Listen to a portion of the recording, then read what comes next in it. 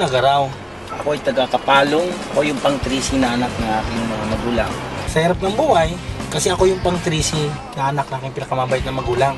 So, sobrang hirap ng buhay para makapag-graduate. Nag-apply ako bilang isang janitor. Para may pagpatuloy ko aking pag-aaral, nag-apply ako bilang isang waiter sa isang bar para makapag-college ako. Siyempre, alam mo naman ang trabaho ng waiter. Trabaho ako sa gabi, nag-aaral ako sa umaga. Siyempre, wala namang mapasok sa utak ko talaga. Kasi kung alam naman pag waiter, lalo na pag bar, ang daming malalasong mga katawan. So wala, hindi ka makapag-concentrate sa pag-aaral. So good news, hindi ka makapag-graduate. Hanggang pumasok na lang ako pagiging embalsamador ng patay. Nung nagiging embalsamador ako ng patay, wala na akong choice. 4 years ako naging balmer, pero naging masaya naman ako doon. Kasi marami akong nakilala, hindi lang patay, pati buhay. Ang nangyari sa akin, after 4 years, may isang taong naging tuloy sa akin, papasukan ko daw ang network marketing. Hindi naman ako nag-aalanganin na papasukan yun kasi una, wala namang wala sa akin kasi dati naman akong walang-wala. Hanggang pinasukan ko ang network marketing. Nung pinasukan ko ang network marketing, ang dami nagsabi sa akin, swindler daw ako. Kasi lahat ng mga kumpanya na pinapasukan ko, nagsara. Ang iba nag-close. Ang iba din naman, umalis. So sabi ko, ganito pala ang trabaho ng network marketing. Ang hirap ng buhay. Pero, hindi ko pala alam na may sistema. Hanggang pinasukan ko ito ng global. After 3 months doing the business, good news, may nangyari. Lahat ng mga hindi niniwala sa akin, biglang nagtaka. Nagpalabas ako 1.6 million brand new Montero Sport. Ang sarap. Nung dating dinadrivean ko ay Caro, yung Porlon. Ngayon dinadrivean ko Montero Sport. At ang malupit dyan, marami hong taong nagtaka kung ano daw ang negosyo ko.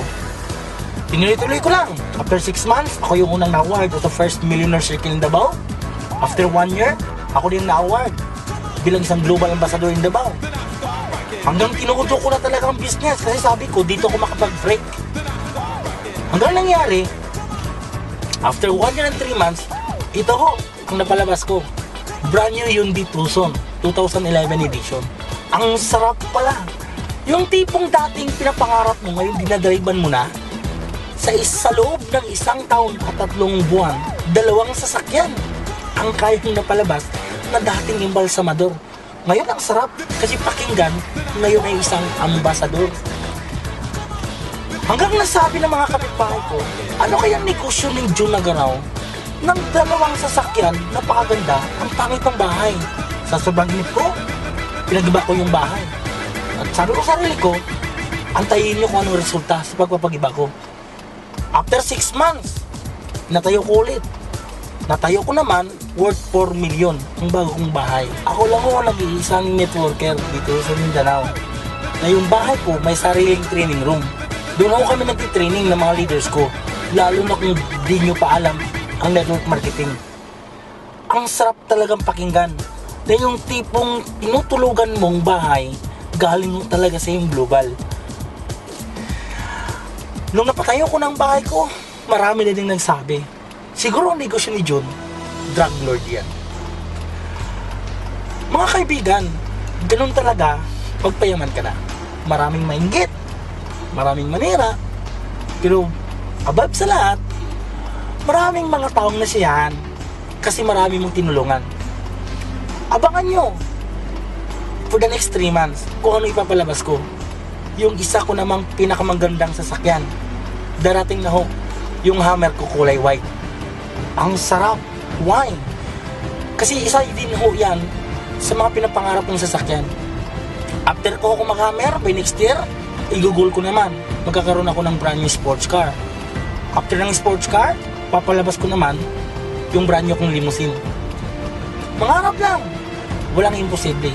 Sa katulad ko, at lalo na ikaw. Alam mo naman ang kapasidad mo. Lahat tayo, anak ng Diyos. Di ako naniniwala na linya ko ito. Kasi ang linya ko ay patay. Kung ikaw, kung sa tingin mo, hindi mo linya yan, subukan mong linyahin ang hindi mo linya. baka dito na matupad ang pangarap mo sa buhay.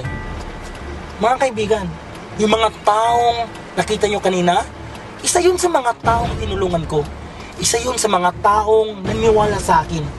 Isa yun sa mga taong halos binigay yung buong puso nila sa pagninegosyo dito. Pero anong napala nila?